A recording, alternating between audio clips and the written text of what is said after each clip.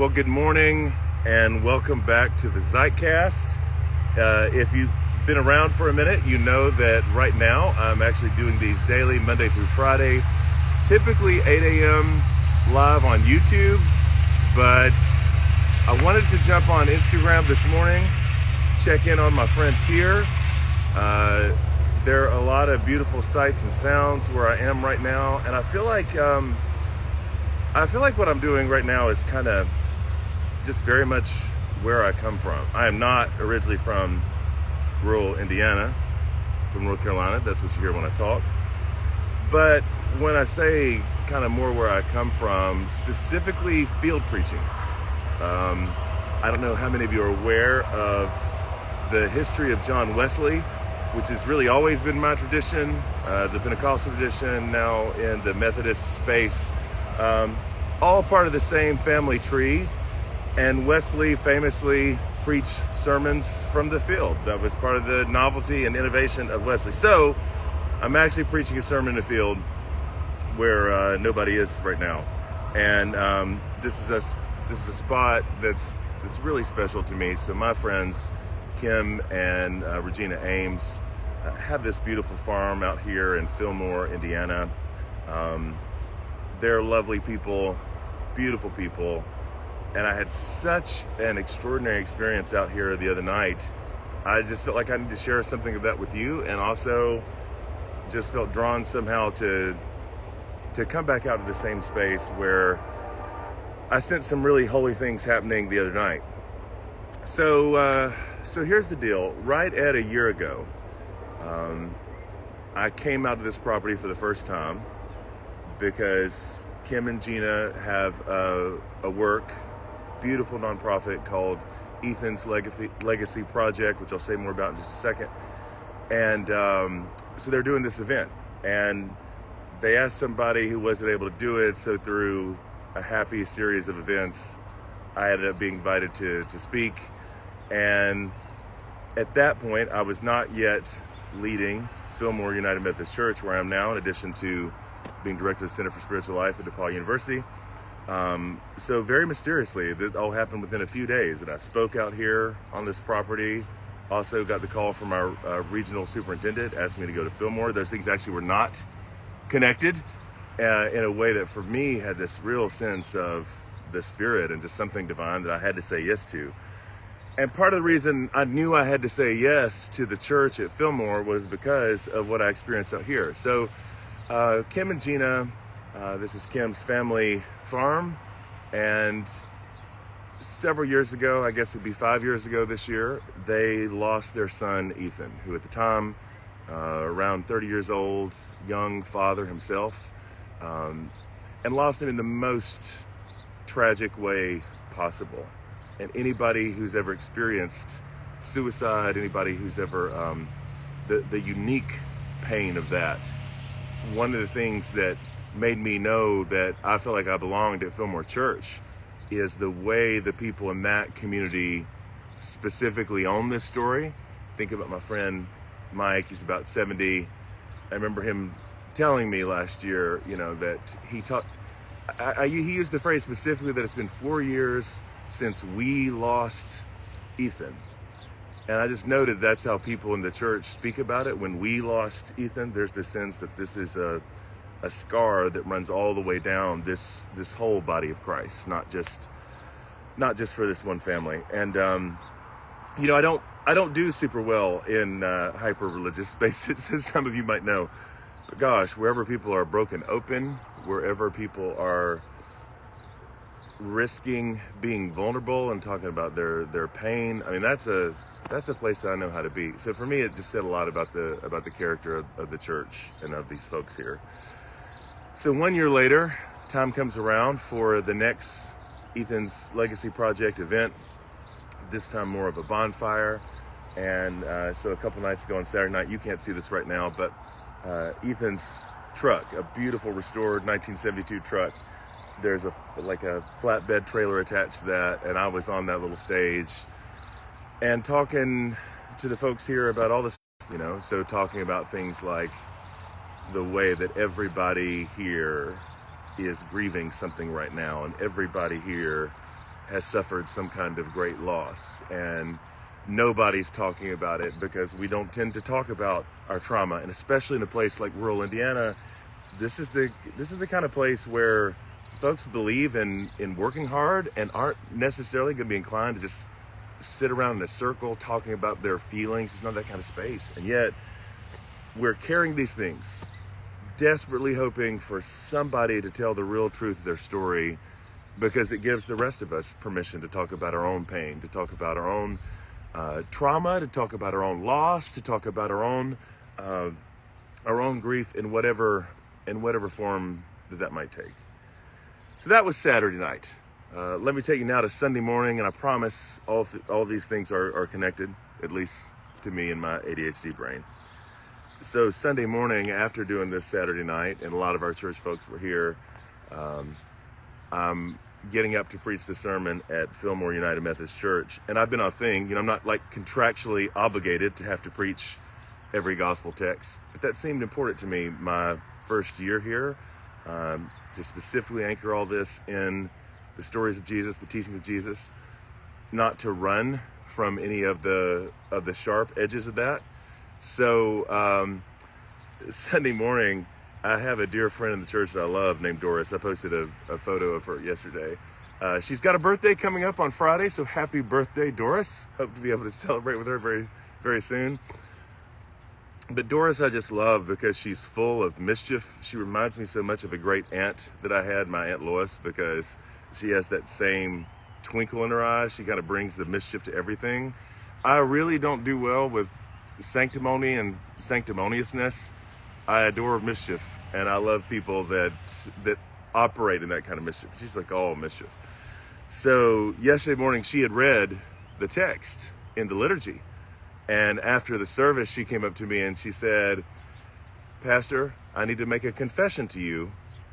And I said, "Oh no," which is sincere, because I knew that whatever Doris really thinks is always what she's going to say. She also, in a wonderful way, critiques my wardrobe and wardrobe choices. She'll tell me, she tries to lean into the positive. Like when I do it right, it'll be like, I just really love an old-fashioned man of God who likes this. So I knew that whatever she's really feeling, whatever she's thinking, she's about to say it. And she said, I got up early this morning and I read this text and I thought, I can't believe our pastor would ask me to read this text in the service. And I can't believe that he's going to preach this text with all the people in our church, like probably half the people in our church, have been or affected by divorce in some way. And it's famously a tough text. So, not to just simulate for this, I do want to actually read the text. And I know, sometimes I'll say when I'm doing these things, I'll try not to be too preachy, but already right now I have a lectern set up in a field and I'm literally preaching in the field like John Wesley. So, I guess I just can't say that today. But if you want to look at these texts with me, Mark chapter 10 goes like this, beginning with verse 1.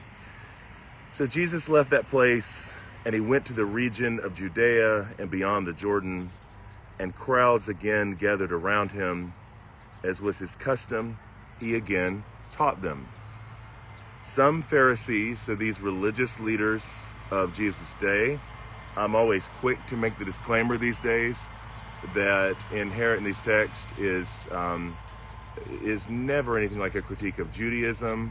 Actually, what we see here is the same thing that we see in the practices of all religions, is that there is always a more constrictive, legalistic, harsh, judgmental way to practice anything.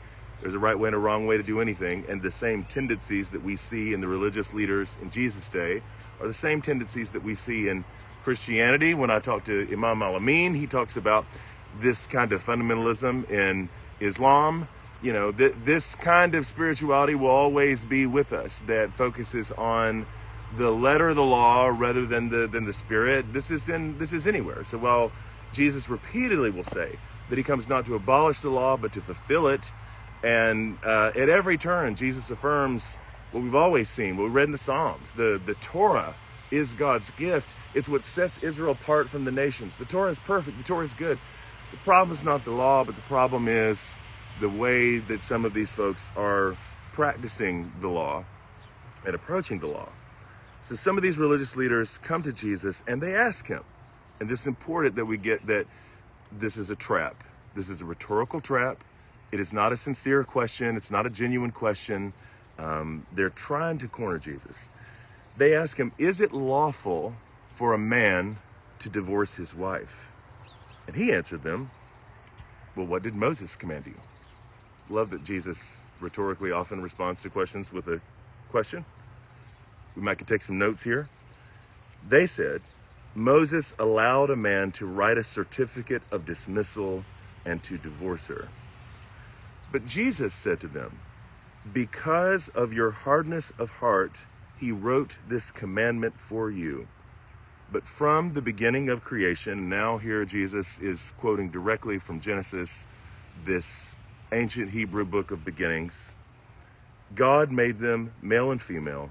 For this reason, a man shall leave his father and mother and be joined to his wife, and the two shall become one flesh. So they are now no longer two, but one flesh. Therefore, what God has joined together, let no one separate. Verse 10, then in the house the disciples asked him again about this matter. So they were troubled as we are troubled when we hear these words. And he said to them, so kind of doubling down here, whoever divorces his wife and marries another commits adultery against her. And if she divorces her husband and marries another, she commits adultery. Now that's actually not where the lectionary text ends. It goes on with this beautiful story about Jesus blessing the little children, and I want to get to that in a moment. But let's linger here for just a second. These are, to use Phyllis Tribble's phrase, this is the kind of text that for some of us feel like text of terror. For those of us who've been a product of divorce, for those of us who have experienced divorce, some of us, as I'm pointing to myself, know what it is to experience that as a kind of liquid shame. Certainly the whole idea of being divorced would have been inconceivable to me growing up in a holiness tradition, holiness context, would just been, the worst possible thing I could have imagined. And so you can get how for so many people within the church and outside of it, they hear words like this. One commentary said that people will read this text, will see it printed in the bulletin, and the moment that they read it, they've already heard a sermon in their head. That sounds right to me, because these are the kinds of words that can feel so harsh and condemning for people who just live some life. So what do we do with this? Part of what I want to say, and I feel like, this is not, I'm not maneuvering here. There are no fancy tricks. We know the character of this Jesus. We can know the character of this God. And the more we immerse ourselves in the story of Jesus, and keep in mind, we never see Jesus break a bruised reed. He just doesn't do it. When people are dealing with shame and guilt, social isolation, whatever it might be, we always see Jesus bring healing in this way. So I think that's why it's important in a text like this that we sit in the shadows a bit. My friend Rachel Held Evans would talk about this beautifully, the way that it's so necessary to sit with this kind of text and not to prematurely resolve the tension. Same thing that we get in the book of Genesis. For me, the great metaphor for how any of us read scripture, that Jacob wrestles all night long. Is it an angel? Is it God? He's not exactly sure, but intuitively he knows that somehow the blessing he's looking for will be found in this wrestling. And so sometimes you keep wrestling. And I went to sleep Saturday night very much kind of in that wrestling. But here's what came out of some of the wrestling for me. Now, what we have to keep in mind contextually, and if I can just offer a little footnote for any pastors, church leaders, I don't mean this to sound hardcore, but if you're not doing the work of digging into context around passages like this when you preach them, it's pastoral malpractice, it's theological malpractice. Y'all know how to Google other things. You can spend a little bit of time to situate yourself in the context of a text like this, because the stakes are kind of life and death for people. You do know that, right? That people will hear words like these. I can think of a handful of passages in the New Testament that heard a certain way end up haunting people for their entire lives, because like some dude bro can't do the work of like digging into the everything that surrounds the text. Thank you, Savannah, for preaching with me. I kind of need that right now. But what we see in the ministry of Jesus, right, is that one, we know that Jesus is always for the vulnerable. Jesus is always standing for and with the vulnerable. We sing a little hymn in church sometimes, stand up for Jesus. If you want to stand up for Jesus, I always recommend you tweak that a little bit. And instead of standing up for Jesus, he's doing all right. He's already risen from the dead. He's fine. But that you stand with Jesus, which means standing alongside the vulnerable and the oppressed. That's what we always see Jesus doing. And in Jesus' time, we have to understand that a divorce for a woman was basically a death sentence, because a woman could not initiate divorce. Greco-Roman culture is kind of different. So in the Roman world, for the first time, the idea of women being able to initiate divorce is kind of in the water. But in the Jewish tradition, which is very patriarchal, it's not possible. A woman is a divorce.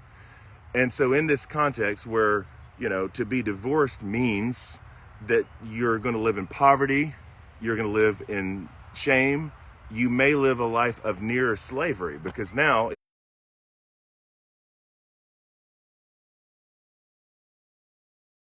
is, so if someone dies and then, the brother marries the wife, because this is what would happen. A wife could literally just be passed down the line. Who will be married to who in the afterlife? Because this is the world they live in, It's like, hopefully another relative takes you on. That's the kind of patriarchal culture that we're talking about here. So a divorce is basically a death sentence. It's consigning a woman to a life of begging for scraps, devastating for her, potentially devastating for the children. And this time, there's a dispute going on. There's a debate among these various Jewish leaders and scribes and sort of thought leaders and interpreters, bloggers. the Jewish bloggers were having a dispute about what then are acceptable grounds for divorce. And some of them were taking the perspective and appealing to Moses to do so, because there is a text in Leviticus that, depending on how you read it, would seem to suggest that you can divorce your wife just because you're displeased with her. Well, why might you be displeased with your wife? In some cases, and we have record of this, people would literally cite as the reason for the divorce that they don't like their wife's cooking. So not liking your wife's cooking could be a reason to initiate divorce, which would end up, again, as a life of oppression, of basically being trampled on. So when we situate this text here, I think we get a little more of a sense of what's really happening with Jesus, because we know what always motivates Jesus. The reason why a couple verses later that he takes the children into his arms and he lays his hands on them and he blesses them, because this is what Jesus is always doing, is embracing the vulnerable, is protecting the vulnerable. See, really the story that most illuminates this, for me, that kind of lights this up, is the woman we read about in John 4, the Samaritan woman at the well. I'm always fascinated by the fact that the woman at the well, this is the longest recorded conversation between Jesus and anybody in the New Testament. Isn't that remarkable? So it's not, it's not with Peter, it's not with John, it's the woman at the well who doesn't have a name, but we know that she's a Samaritan woman. So she comes outside the lineage of Abraham, Isaac, and Jacob, that covenant that God made to Abraham. It's this woman who has the longest recorded conversation with Jesus in the New Testament. And famously in this exchange, then Jesus says, go call your husband. And she says, oh, I don't have a husband. And Jesus says, you've spoken rightly. You don't have a husband. You've had 5 husbands. And the one that you're with now is not your husband. And she's in awe of this. Part of what's so remarkable to me about this text now, because I heard this text preached all kinds of times and in all kinds of ways, and I never heard anybody talk about the Samaritan woman. never heard anybody talk about the woman at the well where they didn't present her as like a loose woman, like loose ethics sexually. Is this the kind of thing that you've heard? Because like, oh, I mean, yeah, you've been married. She's been married 5 times. The one she's with now is not her husband. Yeah. So I always felt like it's like she walked in out of a Patsy Cline song or out of a Hank Williams song.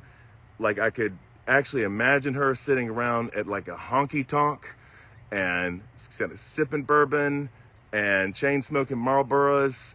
And for whatever reason, in my mind, I heard her talking like one of Marge Simpson's sisters. You know, it's like every cowboy that comes in the bar. She's like, hey, good looking. I mean, it's just like, this is the portrait that you get of this woman in sermons. Not just sermons, in like, well, I mean, the better part of 2,000 years of Christian tradition. Like, there's a lot of this that goes back relatively early. Now, what's wild about that? Think about just how many assumptions that we carry on this text. In the same way that we carry all kinds of absurd assumptions in the way that we read the text of anybody's life now. Nothing like this is indicated in the text. There's nothing that indicates that she's sexually loose. And in fact, when we put this in cultural context again, she would actually have not been capable, it would not have been possible for her to initiate divorce. So what that means is that either, one of two things, either she had been discarded multiple times.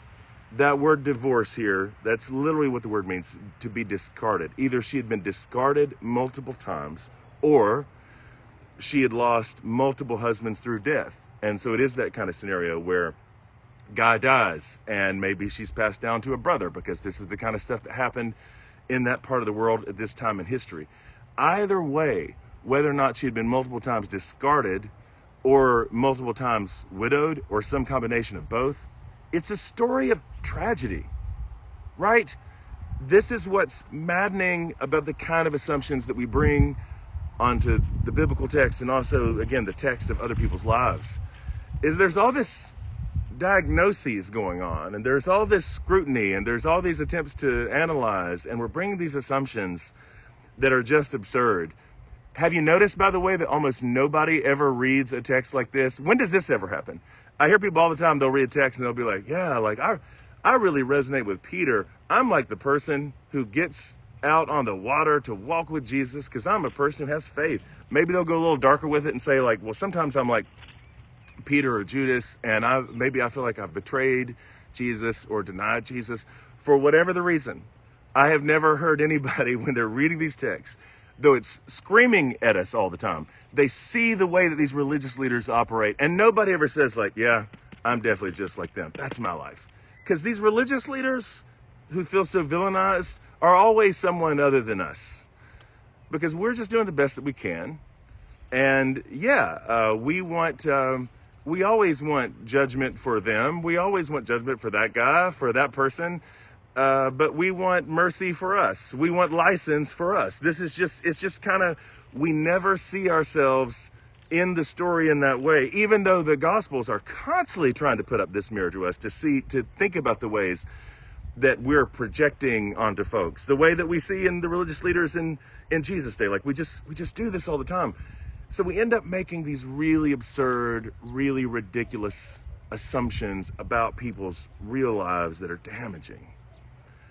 But when Jesus tells the woman at the well, yeah, you don't have a husband. You've been married 5 times, and the one you're with now is not your husband. You know what's so beautiful about this? Is that this becomes the very basis of her testimony. Like, clearly this does not feel creepy to her.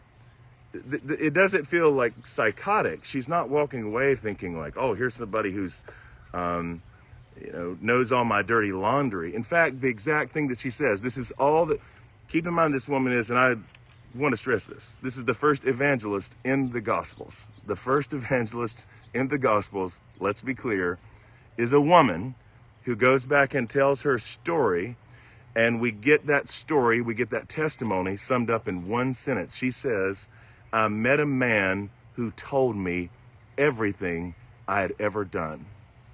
I met a man who told me everything I'd ever done.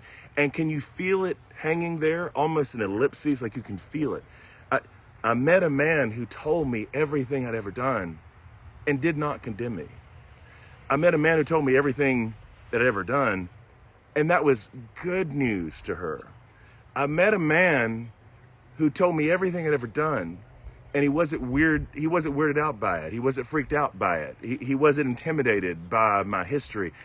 I met a man who told me everything that I ever done was a statement of awe and wonder. She felt seen. She felt known. Thankfully, that Jesus, in his exchange with that woman, clearly does not bring all the assumptions onto her that we bring onto this. We bring all these assumptions. Don't you see that? It's always like the Rorschach test. The ink blots. It reveals what's really in us. But Jesus does not do that.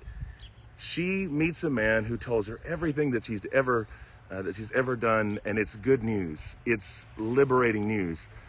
And yet somehow there is this way that we still end up being the kind of people who will read these texts and will find a way to weaponize them, because we don't get that Jesus is always on the side of the vulnerable, that Jesus is always protecting the vulnerable.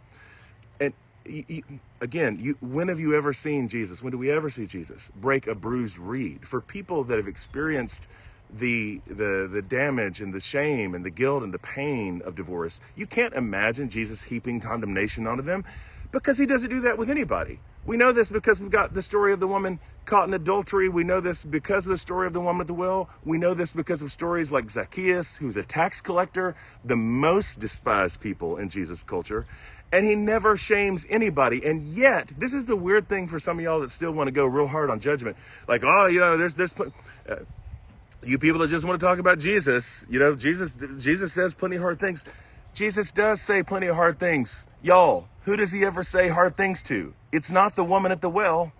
It's not the woman caught in adultery. It's not Zacchaeus. It's not Peter when he's boneheaded. The only time that Jesus ever uses strong judgment language is as a warning, a kind of judo move to the people that are speaking out of legalism and judgment. That's kind of the spirit of it, basically being, oh, you think you know who's being judged? Well, let me tell you who's going to be judged. It's the people who are judging like this. And I mean, I'll never, that's another sermon for another time. I'll never stop marveling at it.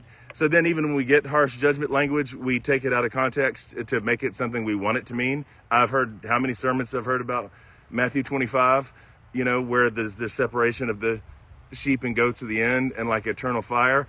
Literally never heard anybody in a sermon once talk about the basis of that judgment, which is how we treat the least of these, because we're doing what the religious leaders do. We just extract the stuff that kind of works for us in putting somebody else down so that we can fill up. I mean, this is just what we do with passages like this.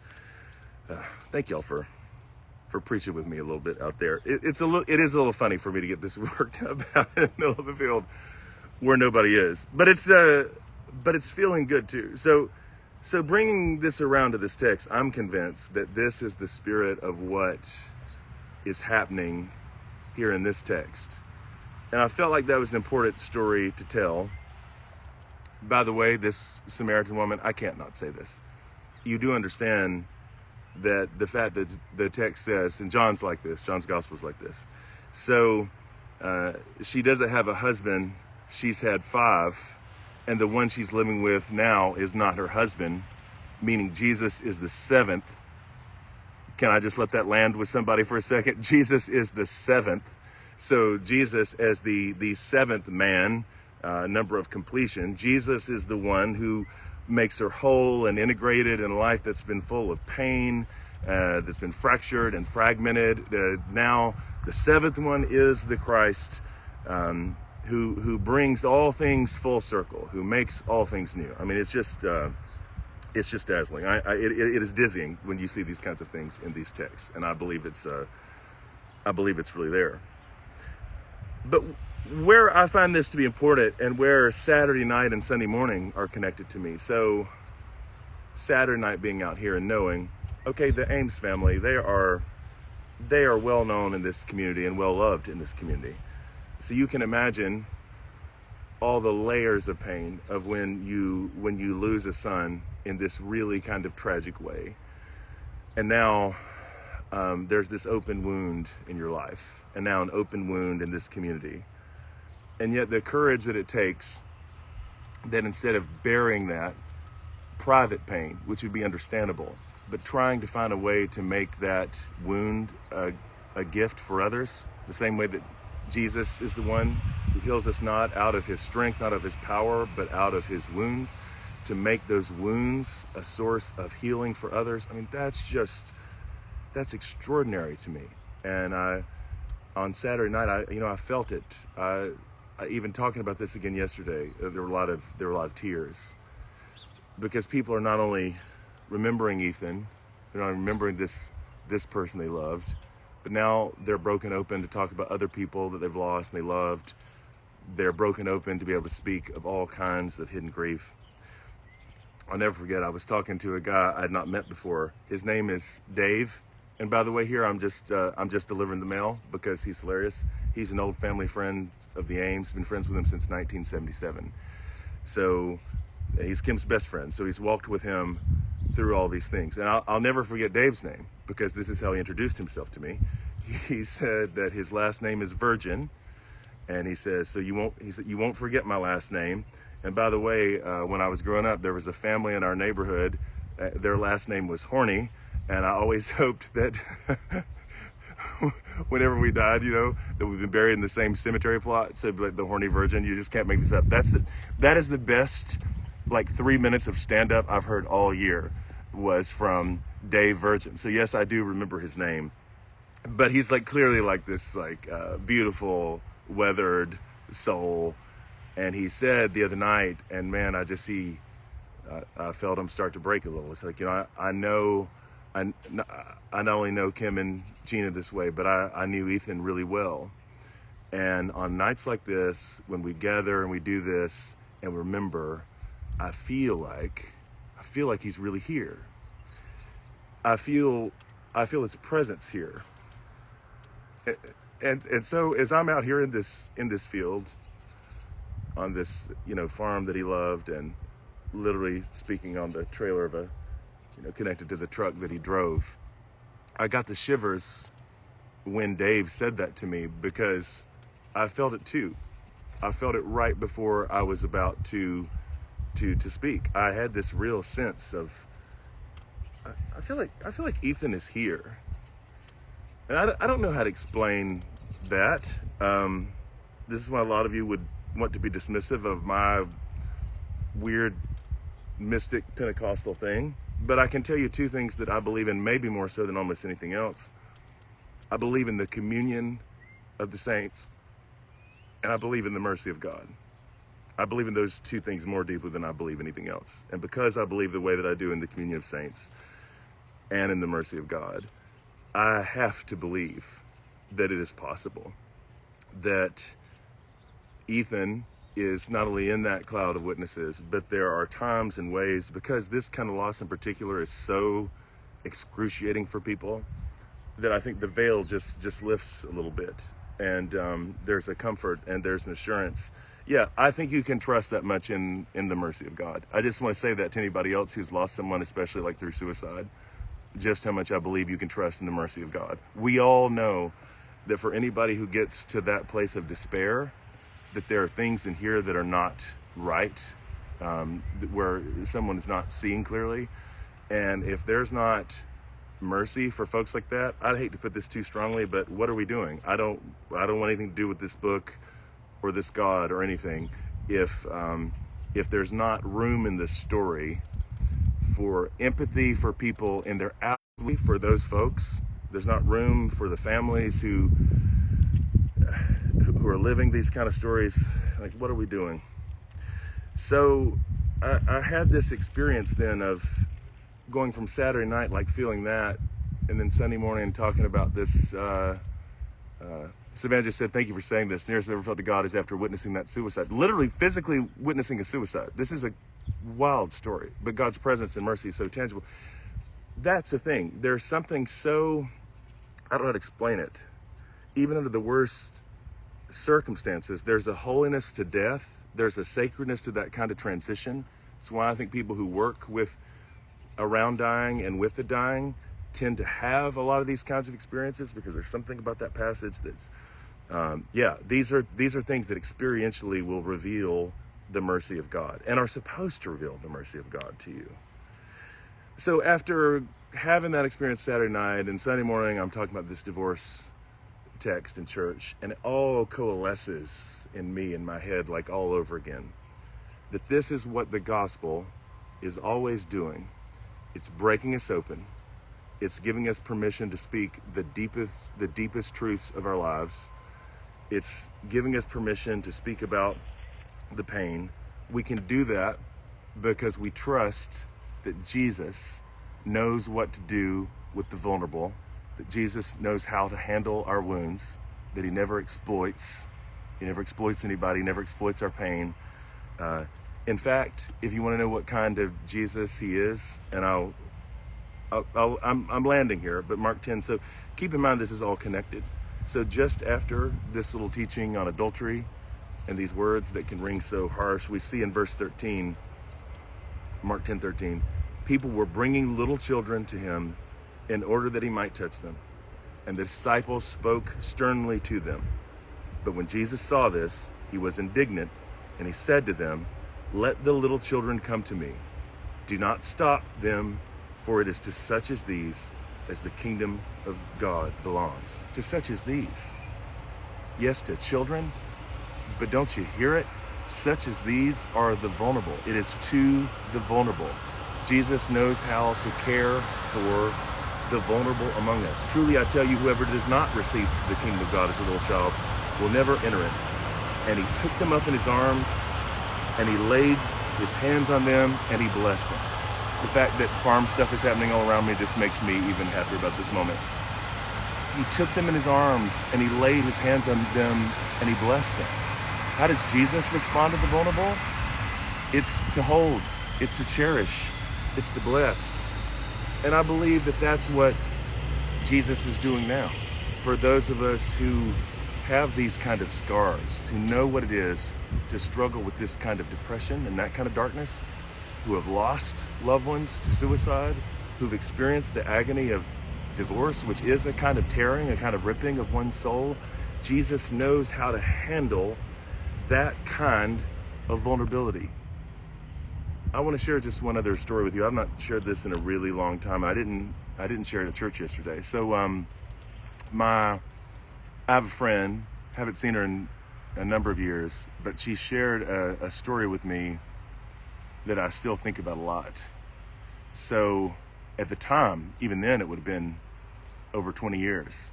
And at that point, she had a family with 6 kids, beautiful family, been around, been together a long time. But she experienced just horrible abuse in her life, like traumatic abuse. I mean, more like ritual abuse, like really unspeakable kind of stuff. And she shared this story with me about how she was going through this season in her life. Her and her now husband had just got together, and he already, she said, just a beautiful person, loved her well, but it freaked her out. She didn't know how to be loved well because she had such deep, fear of abandonment and all those things. So she goes to this stretch where she kind of felt like she lost her mind, that she just couldn't handle it. Felt like she said, I felt like I was playing a part. I felt like I was playing a role in my life. Being loved genuinely made me feel like playing a part. I'm not this person. I don't know how to do this. So she abruptly leaves him, leaves her family, kind of goes off the grid, gets mixed up with some other folks, and nobody hears from her. Nobody can find her. And during that season of her life, she gets pregnant, and she decided to have an abortion. And part of what's so haunting for me about this story is you have to understand, unless, and I don't know where she is now, but unless something's changed, she would not be a person who theologically or morally would be okay with abortion. She didn't change her mind about that. She just felt like I can't have this baby. And she has this story about how they were taking her back on the gurney. And she said that in that moment that Jesus actually appeared to her, as in physically appeared to her. I mean, she would specifically say, It was not a vision. He held my hand. I can still tell you what his hand felt like. It was not a vision for her. And that might not sound credible to you, but knowing Jesus the way that I do, and knowing Jesus the way that I feel like Jesus can be known, I absolutely believe that story. I don't doubt it for a second. But she said that when Jesus appeared to her, he held her hand and he didn't say anything. Like, it was completely wordless. Jesus was just there. And she said I didn't feel like he was condoning what I was about to do, but I didn't feel like he was condemning what I was about to do. He was just there holding my hand. And she said that, like a few months after that, she got out of that depression. She got out of that bleak place where she felt like she couldn't receive love. And what she said to me was, I'm really convinced that Jesus appeared to me that way because I think he knew that I was going to experience such white-hot shame about the abortion, and I was going to experience such, like regret and ambiguity and all things. I don't think I could have survived it mentally if I wouldn't have had that appearance of Jesus just there holding my hand. And the clear message between the lines is just simply, I'm here and you are loved and you are my daughter. So I don't think I could have mentally survived it if I wouldn't have had that experience. And y'all, part of the reason that I'm so passionate when I talk about texts like this, for anybody who thinks that anything might be being mishandled, I don't mean to sound too ornery when I say this. It sounds very Pentecostal. It sounds very preachy, but this really comes from my bones. I talk this way about these kinds of texts, both in scripture and our lives, because I know the author. I really do believe that. He walks with me, and he talks with me, and he tells me that I am his own. You can have that kind of experience. It's where I get frustrated with preachers who don't talk like this. I'm like, you can talk to him about this. You can talk to him about things like depression and divorce and suicide. You can talk to him about hell and judgment and eschatology, eschatology and all the things. You can talk to him about this stuff. How are you not talking to him? Because I'm convinced that when you know the author, I'm convinced that when you know the living, resurrected, real Jesus, it will change how you hear these words, because you know the one that they come from, and you know his character, you know his heart, that again is so relentlessly consistent, always turning the tables on the religious folks who are trying to turn these ideas into legalistic rules that oppress. And that's, the way that people are still doing it now, right? Take this gospel that is all about liberation. And people will hear sermons on something like Mark 10 and go out of the church feeling shamed and marked. Heard a preacher doing this not long ago, just going off on divorce folks and just thinking about the kind of damage that does in people's lives. And the reason that you ought to know better is because Jesus always situates his own mission like this. He is the one, the Spirit of the Lord has anointed him, right, to preach the gospel to the poor, to preach liberty to the captives, to bind up the brokenhearted, he sets free the captives, he heals the sick. We see this everywhere. Everywhere that Jesus goes, everything that Jesus does is in a context of setting people free, of bringing healing, of bringing wholeness, of bringing life, of bringing integration. We never see him doing anything else, and we never see him doing anything else in the world. So if you take texts like this and then you arbitrarily use them now, you weaponize them to just make people who already feel guilty and already feel shamed and already feel beat up, to make them feel worse, what are you doing? And I don't know that I'm capable of taking any of the sting out, but for anybody who've heard texts like this, I really do believe that God, by the Spirit, I'd said the new version of the podcast, I would try not to be too preachy all the time, but I'm literally preaching in the field like John Wesley. So here's what I'm going to do. I want to take just a moment before I end this, because I really believe that for some folks who are hearing this right now, this is mending some things. this is rearranging some things. Like you're hearing this, you're seeing this, whatever time that you see or hear it, and I can feel it happening. I can feel it happening on this flatbed truck the other night, talking in the middle of the field to folks. I can feel it happening. God is putting some things in you back together. And this isn't just like good news. This isn't, random theological commentary on a text. Like God is rearranging some things inside of you. And there's a real sense that this is a word that you needed to hear, and that you feel like is for you. And I think it's important that you receive it, that it is your word. This is exactly what God is saying to you. And this is exactly an experience, a moment with Jesus that you are supposed to have and that you need to have. I think it needs to feel that particular.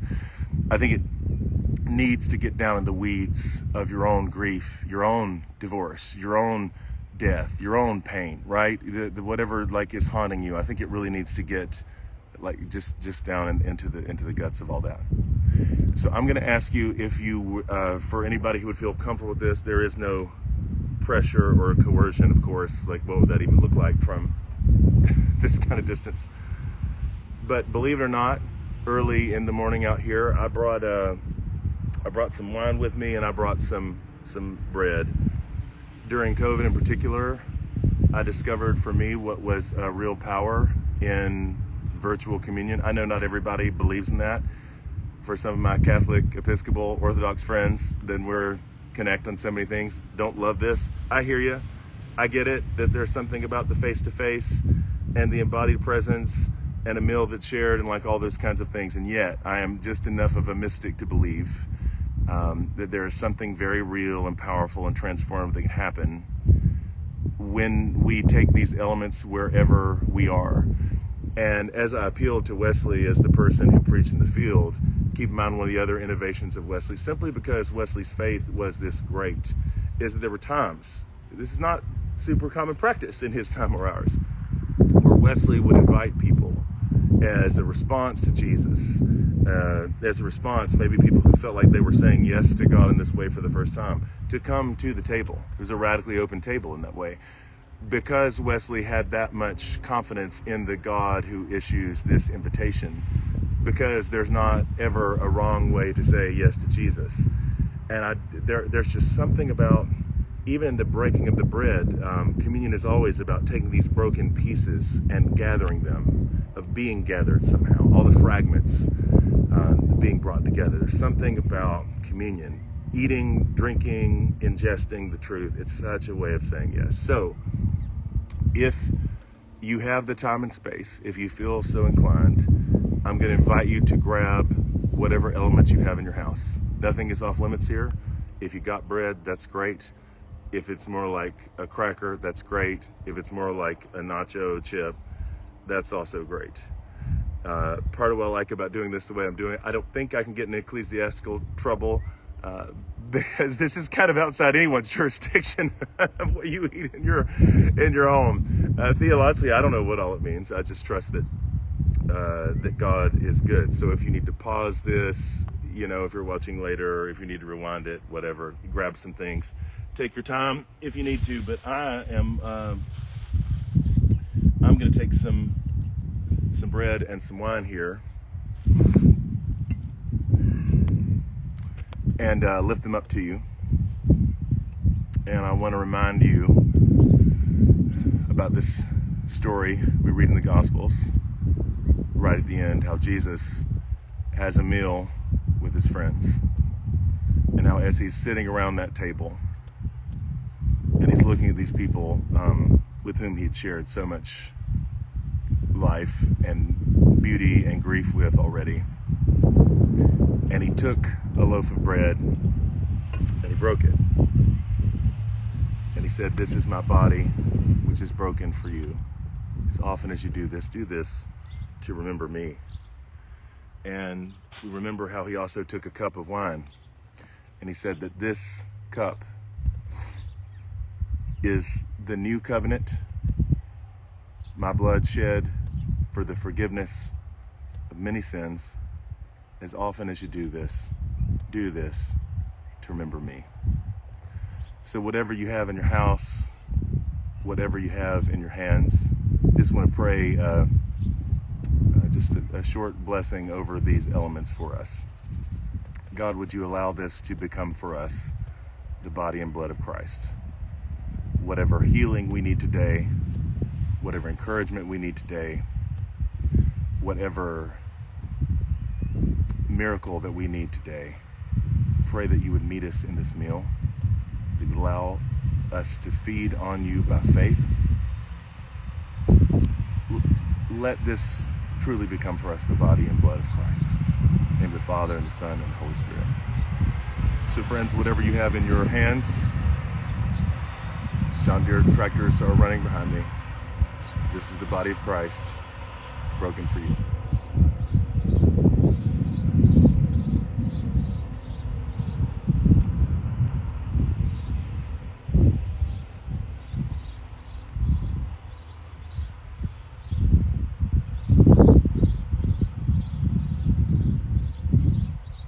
Friends, this is the blood of Christ shed for you.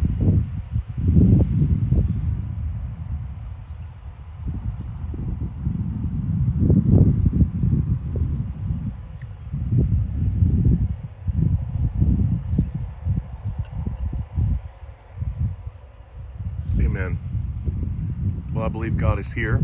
I believe God is out here in Fillmore, Indiana, in the field. I believe God is present where you are.